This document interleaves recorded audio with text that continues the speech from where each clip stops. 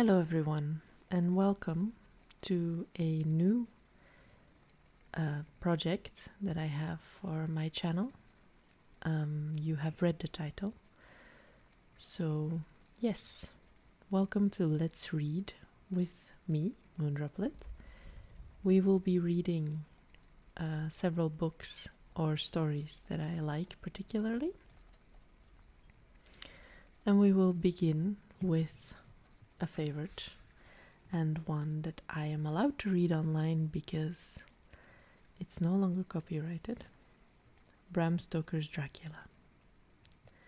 Before we begin, I would like to thank in particular a YouTuber whose videos I very much enjoy and who inspired me to these Let's Reads. His name is Spikewerfer, and he has recently started uploading again. So please, if you haven't already, check out his channel. He makes wonderful, wonderful stuff. So, let's begin.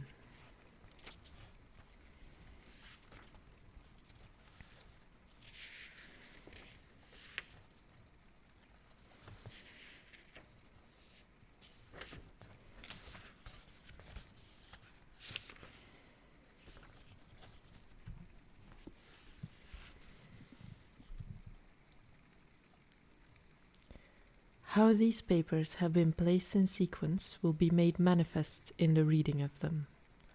All needless matters have been eliminated, so that a history almost at variance with the possibilities of latter-day belief may stand forth as a simple fact.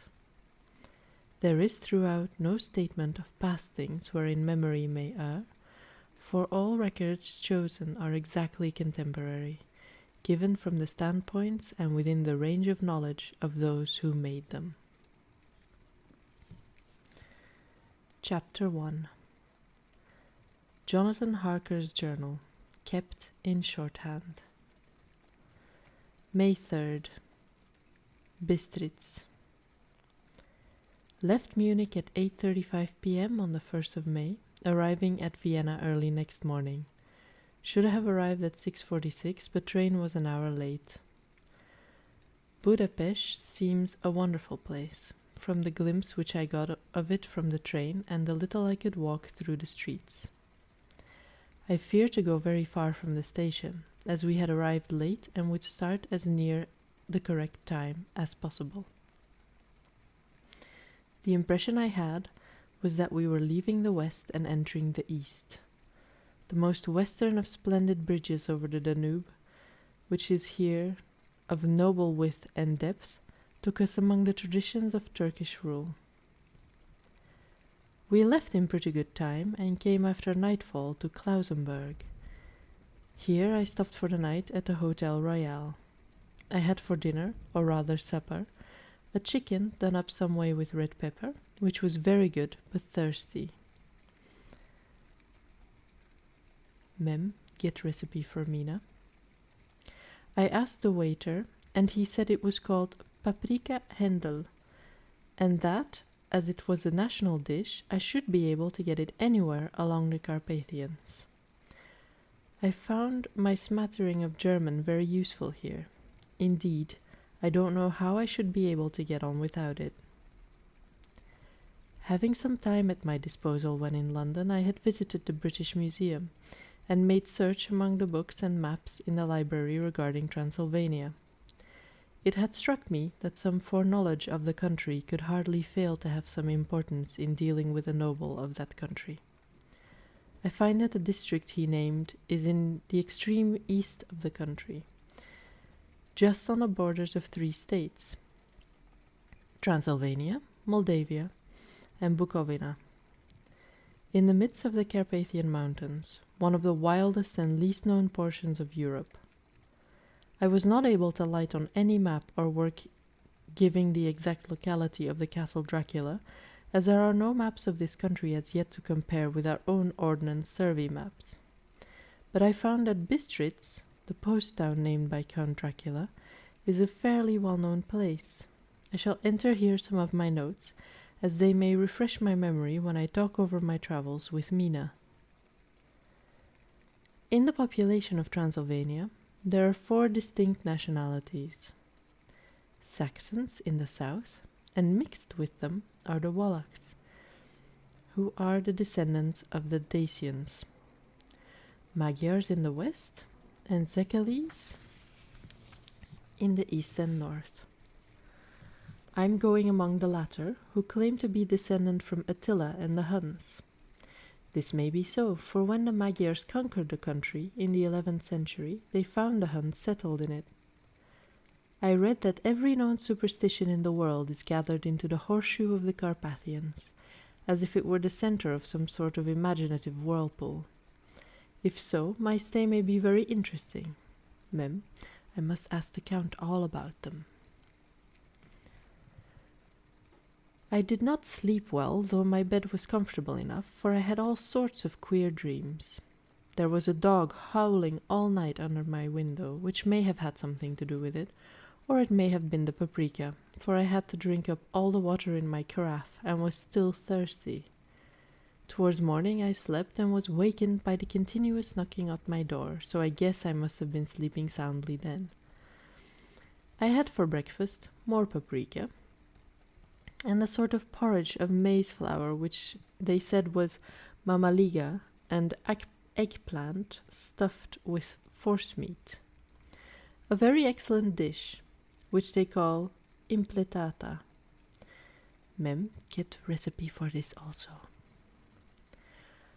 I had to hurry breakfast, for the train started a little before 8, or rather it ought to have done so, for after rushing to the station at 7:30, I had to sit in the carriage for more than an hour before we began to move. It seems to me that the further east you go, the more unpunctual are the trains. What ought they to be in China? All day long we seemed to dawdle through a country which was full of beauty of every kind. Sometimes we saw little towns or castles on the top of steep hills, such as we see in old missals. Sometimes we ran by rivers and streams which seemed from the white stony margin on each side of them to be subject to great floods. It takes a lot of water and running strong to sweep the outside edge of a river clear. At every station there were groups of people, sometimes crowds, and in all sorts of attire. Some of them were just like the peasants at home, or those I saw coming through France and Germany, with short jackets and round hats and homemade trousers. But others were very picturesque. The women looked pretty, except when you got near them, but they were very clumsy about the waist. They had all full white sleeves of some kind or other, and most of them had big belts with a lot of strips of something fluttering from them like the dresses in a ballet. But of course, petticoats under them. The strangest figures we saw were the Slovaks, who are more barbarian than the rest, with their big cowboy hats, great baggy dirty white trousers, white linen shirts, and enormous heavy leather belts, nearly a foot wide, all studded over with brass nails. They wore high boots, with their trousers tucked into them, and had long black hair and heavy black moustaches. They are very picturesque, but do not look prepossessing. On the stage, they would be set down at once as some old Oriental band of brigands. They are, however, I am told, very harmless and rather wanting in natural self-assertion. It was on the dark side of twilight when we got to Bistritz, which is a very interesting old place. Being practically on the frontier, for the Borgo Pass leads from it to Bukovina, it has had a very stormy existence, and it certainly shows marks of it. 50 years ago, a series of great fires took place, which made terrible havoc on 5 separate occasions. At the very beginning of the 17th century, it underwent a siege of 3 weeks and lost 13,000 people, the casualties of war proper being assisted by famine and disease. Count Dracula had directed me to go to the Golden Crone Hotel, which I found to my great delight to be thoroughly old-fashioned, for of course I wanted to see all I could for the ways of the country. I was evidently expected, for when I got near the door I faced a cheery-looking elderly woman in the usual peasant dress, white undergarment with long double apron, front and back, of coloured stuff fitting almost too tight for modesty. When I came close, she bowed and said, "The Herr Englishman?"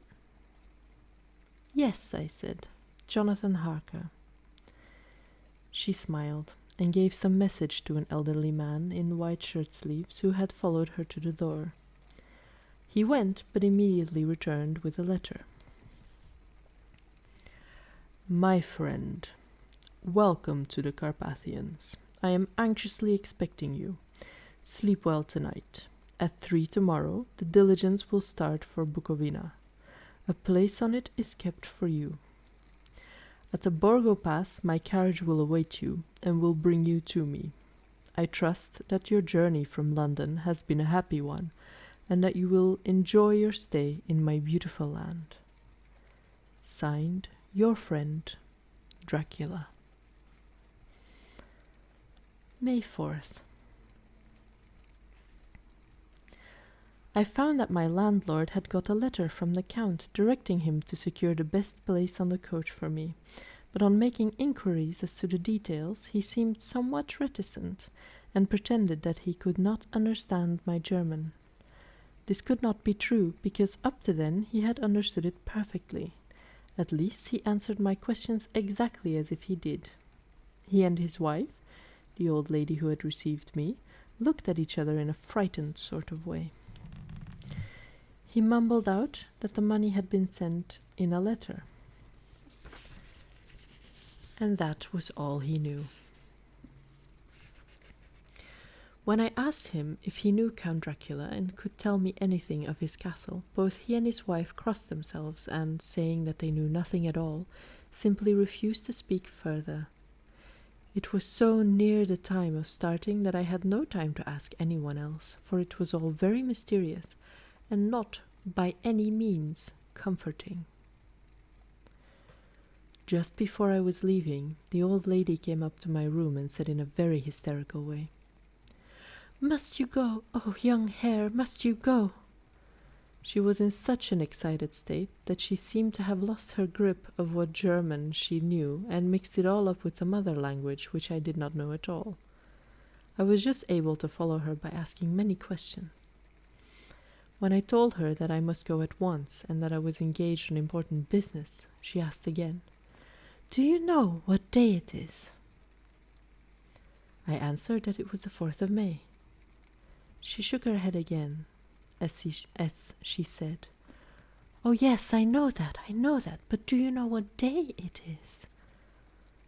On my saying that I did not understand, she went on, "It is the eve of St. George's Day.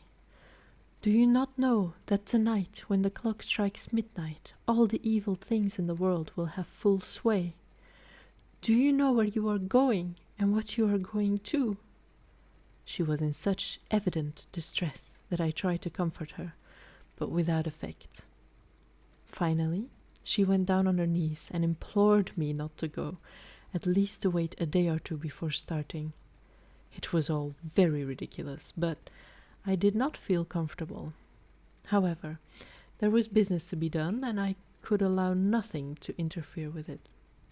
I therefore tried to raise her up and said, as gravely as I could, that I thanked her, but my duty was imperative, and that I must go. She then rose and dried her eyes, and taking a crucifix from her neck, offered it to me. I did not know what to do, for as an English churchman, I have been taught to regard such things as in some measure idolatrous, and yet it seemed so ungracious to refuse an old lady meaning so well, and in such a state of mind. She saw, I suppose, the doubt in my face, for she put the rosary round my neck and said, "For your mother's sake," and went out of the room. I'm writing up this part of the diary whilst I'm waiting for the coach, which is, of course, late, and the crucifix is still around my neck. Whether it is the old lady's fear, I do not know, but I am not feeling nearly as easy in my mind as usual. If this book should ever reach Mina before I do, let it bring my goodbye. Here comes the coach.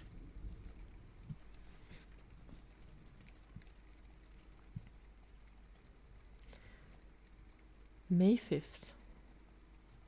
The castle. The grey of the morning has passed, and the sun is high over the distant horizon, which seems jagged. Whether with trees or hills, I know not, for it is so far off that big things and little are mixed. I am not sleepy, and as I am not to be called till I awake, naturally I write until sleep comes. There are many odd things to put down, and unless who reads them may fancy that I dined too well before I left Bistritz, let me put down my dinner exactly. I dine on what they call robber steak, bits of bacon, onion and beef, seasoned with red pepper, and strung on sticks and roasted over the fire, in the simple style of the London cat's meat. The wine was golden Mediash, which produces a queer sting on the tongue, which is, however, not disagreeable. I had only a couple of glasses of this and nothing else. When I got on the coach, the driver had not taken his seat, and I saw him talking with the landlady. They were evidently talking of me, for every now and then they looked at me, and some of the people who were sitting on a bench outside the door, which they call by a name meaning word-bearer, came and listened, and then looked at me, most of them pityingly. I could hear a lot of words often repeated, queer words, for there were many nationalities in the crowd, so I quietly got my polyglot dictionary from my bag and looked them out. I must say they were not cheering to me, for amongst them were Ordog, Satan, Pokol, Hell, Strejioka, Witch, Vrolok, and Vlokoslak, both of which mean the same thing, one being Slovak and the other Serbian, for something that is either werewolf or vampire. Mem, I must ask the Count about these superstitions. When we started, the crowd round the inn door, which had by this time swelled to a considerable size, all made the sign of the cross and pointed 2 fingers toward me.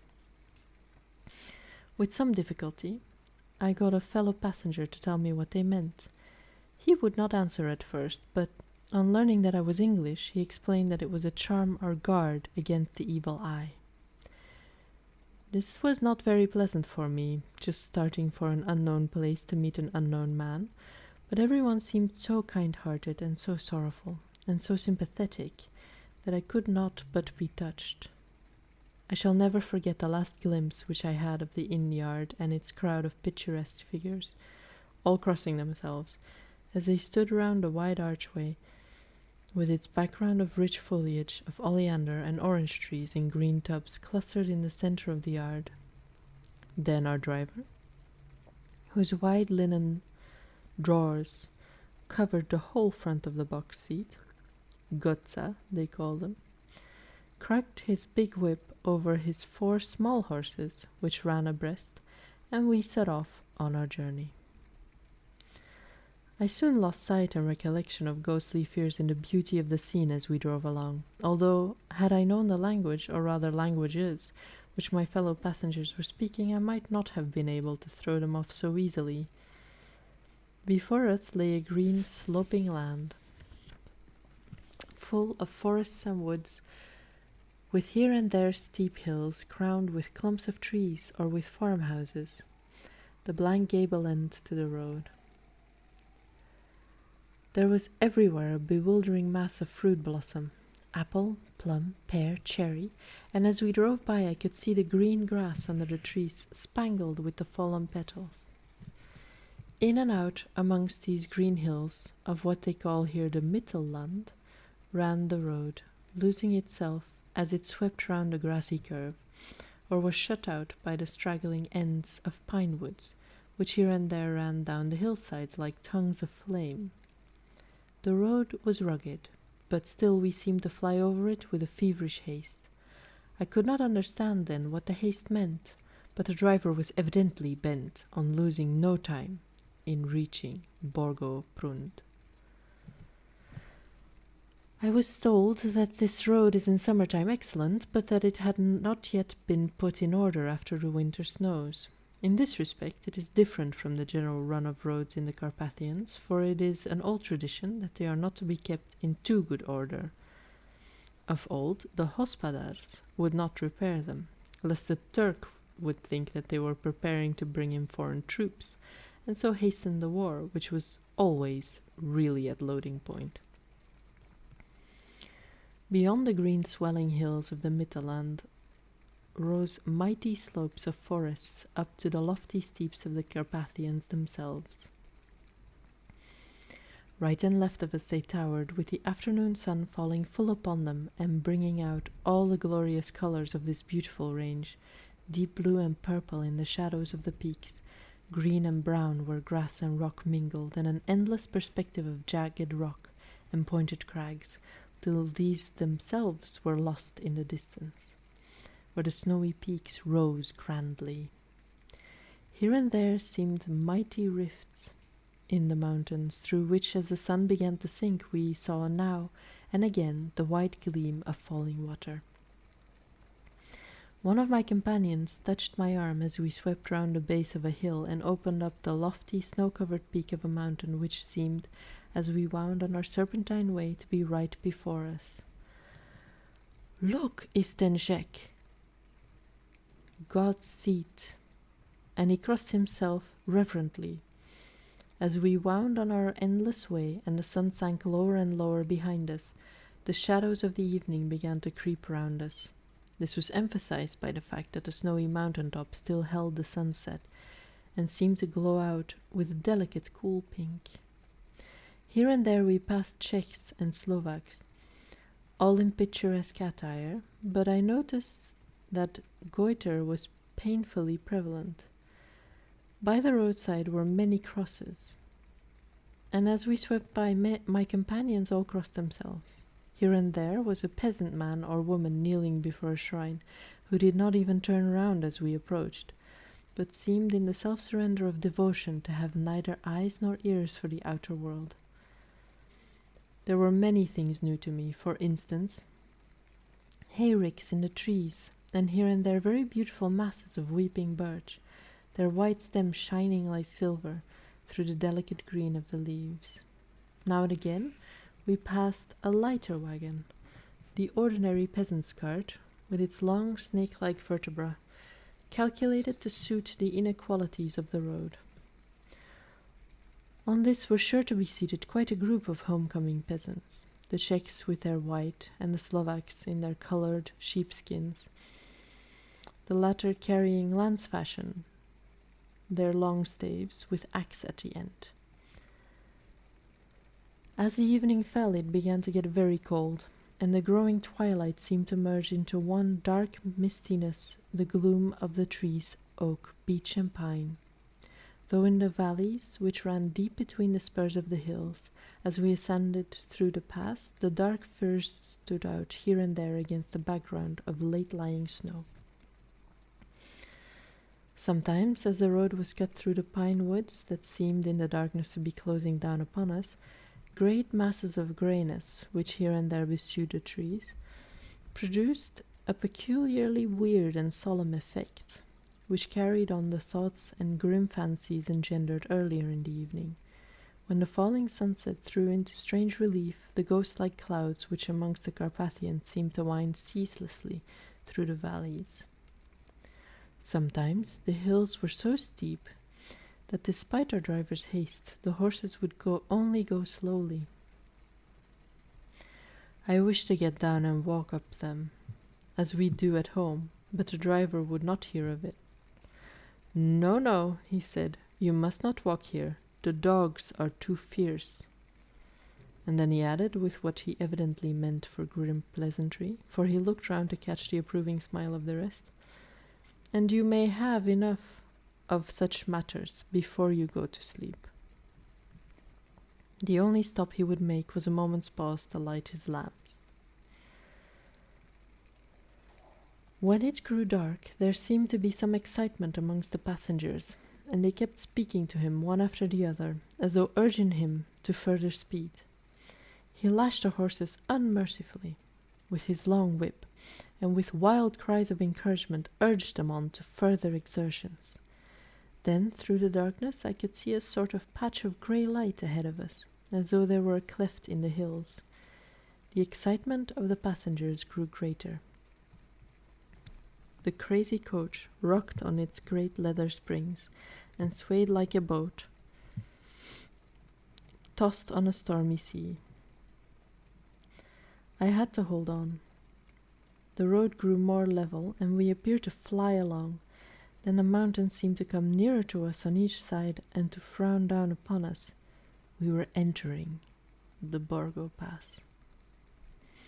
One by one, several of the passengers offered me gifts, which they pressed upon me with an earnestness which would take no denial. These were certainly of an old and varied kind, but each was given in simple good faith, with a kindly word and a blessing, and that strange mixture of fear-meaning movements which I had seen outside the hotel in Bistritz, the sign of the cross and the guard against the evil eye.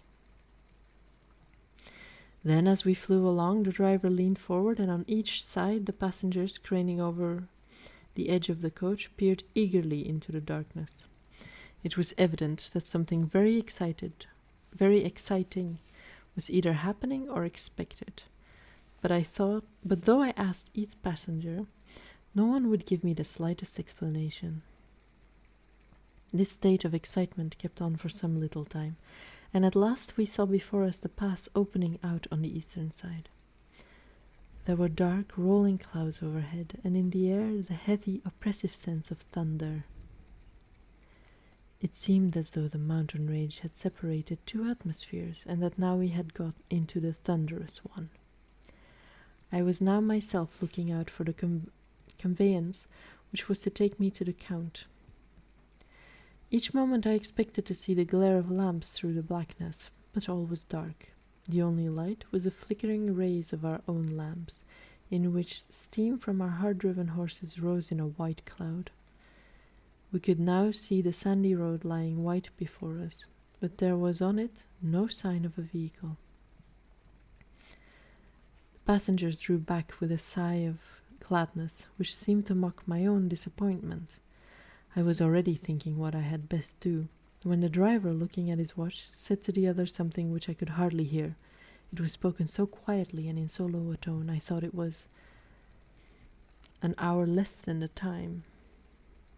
Then, turning to me, he said in German, worse than my own, "There is no carriage here. The Herr is not expected after all. He will now come on to Bukovina, and return tomorrow or the next day. Better the next day." Whilst he was speaking, the horses began to neigh and snort and plunge wildly, so that the driver had to hold them up. Then, amongst a chorus of screams from the peasants and the universal crossing of themselves, a calèche, with 4 horses, drove up behind us, overtook us, and drew up beside the coach. I could see from the flash of our lamps as the rays fell on them that the horses were coal-black and splendid animals. They were driven by a tall man with a long brown beard and a great black hat, which seemed to hide his face from us. I could only see the gleam of a pair of very bright eyes, which seemed red in the lamplight, as he turned to us. He said to the driver, "You are early tonight, my friend." The man stammered in reply, "The English Herr was in a hurry," to which the stranger replied, "And that is why, I suppose, you wished him to go on to Bukovina. You cannot deceive me, my friend. I know too much, and my horses are swift." As he spoke, he smiled, and the lamplight fell on a hard-looking mouth, with very red lips and sharp-looking teeth as white as ivory. one of my companions whispered to another the line from Burger's Lenore. Den die Toten reiten schnell, for the dead travel fast. The strange driver evidently heard the words, for he looked up with a gleaming smile. The passenger turned his face away, at the same time putting out his 2 fingers and crossing himself. "Give me the Herr's luggage," said the driver, with an exceedingly alacrity. My bags were handed out and put in the caleche. Then I descended from the side of the coach, as the caleche was close alongside, the driver helping me with a hand which caught my arm in a grip of steel. His strength must have been prodigious. Without a word he shook his reins, the horses turned, and we swept into the darkness of the pass. As I looked back, I saw the steam from the horses on the coach by the light of the lamps, and projected against it the figures of my late companions crossing themselves. Then the driver cracked his whip and called to his horses, and off they swept on their way to Bukovina. As they sank into the darkness, I felt a strange chill, and a lonely feeling came over me. But a cloak was thrown over my shoulders and a rug across my knees, and the driver said in excellent German, "The night is chill, mein Herr, and my master the Count bade me take all care of you. There is a flask of Slivovitz, the plum brandy of the country, underneath the seat, if you should require it." I did not take any, but it was a comfort to know it was there all the same. I felt a little strangely, and not a little frightened. I think had there been an alternative, I should have taken it, instead of prosecuting that unknown night journey. The carriage went at a hard pace straight along, and we made a complete turn and went along another straight road. It seemed to me that we were simply going over and over the same ground again, and so I took note of some salient point and found that this was so. I would have liked to have asked the driver what this all meant, but I really feared to do so, for I thought that, placed as I was, any protests would have had no effect in case there had been an intention to delay. By and by, however, as I was curious to know how time was passing, I struck a match, and by its flame looked at my watch. It was within a few minutes of midnight. This gave me a sort of shock, for I suppose the general superstition about midnight was increased by my recent experiences. I waited with a sick feeling of suspense. Then a dog began to howl somewhere in the farmhouse, far down the road, a long agonized wailing as if from fear. The sound was taken up by another dog, and then another, till borne on the wind, which now sighed softly through the pass, a wild howling began, which seemed to come from all over the country, as far as the imagination could grasp it through the gloom of the night. At the first howl the horses began to strain and rear, but the driver spoke to them soothingly, and they quieted down, but shivered and sweated as though after a run away from sudden fright. Then far off in the distance, from the mountains on each side of us, began a louder and sharper howling, that of wolves, which affected both the horses and myself in the same way, for I was minded to jump from the caleche and run, whilst they reared again and plunged madly, so that the driver had to use all his great strength to keep them from bolting. In a few minutes, however, my own ears got accustomed to the sound, and the horses so far became quiet that the driver was able to descend and stand before them. He petted and soothed them, and whispered something in their ears, as I have heard of horse-tamers doing, and with extraordinary effect, for under his caresses they became quite manageable again, though they still trembled. The driver again took his seat, and shaking his reins started off at a great pace. This time, after going to the far side of the pass, he suddenly turned down a narrow roadway which ran sharply to the right. Soon we were hemmed in with trees, which in places arched right over the roadway till we passed us through a tunnel. And again great frowning rocks guarded us boldly on either side. Though we were in shelter, we could hear the rising wind, for it moaned and whistled through the rocks, and the branches of the trees crashed together as we swept along. It grew colder and colder still, and fine powdery snow began to fall, so that soon we and all around us were covered with a white blanket. The keen wind still carried the howling of the dogs, though this grew fainter as we went on our way. The baying of the wolves sounded nearer and nearer, as though they were closing round on us from every side. I grew dreadfully afraid, and the horses shared my fear, but the driver was not in the least disturbed. He kept turning his head to the left and right, and I could not see anything through the darkness. Suddenly, away on our left, I saw a faint flickering blue flame. The driver saw it at the same moment, and he at once checked the horses and, jumping to the ground, disappeared into the darkness. I did not know what to do, the less as the howling of the wolves grew closer, but while I wondered, the driver suddenly appeared again, and without a word took his seat, and we resumed our journey. I think I must have fallen asleep and kept dreaming of the incident, for it seemed to be repeated endlessly, and now looking back, it is like a sort of awful nightmare. Once the flame appeared so near the road that even in the darkness around us I could watch the driver's motions. He went rapidly to where the blue flame arose. It must have been very faint, for it did not seem to illumine the place around it at all, and gathering a few stones formed them into some device. Once there appeared a strange optical effect. When he stood between me and the flame, he did not obstruct it, for I could see its ghostly flicker all the same. This startled me, but as the effect was only momentary, I took it that my eyes deceived me straining through the darkness.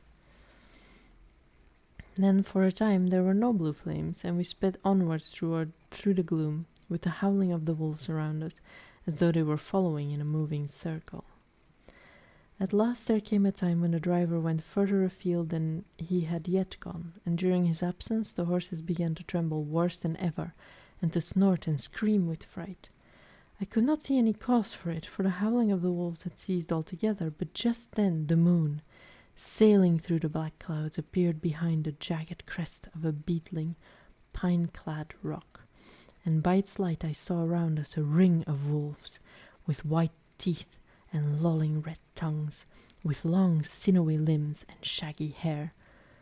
They were 100 times more terrible in the grim silence which held them than even when they howled. For myself, I felt a sort of paralysis of fear. It is only when a man feels himself face to face with such horrors that he can understand their true import.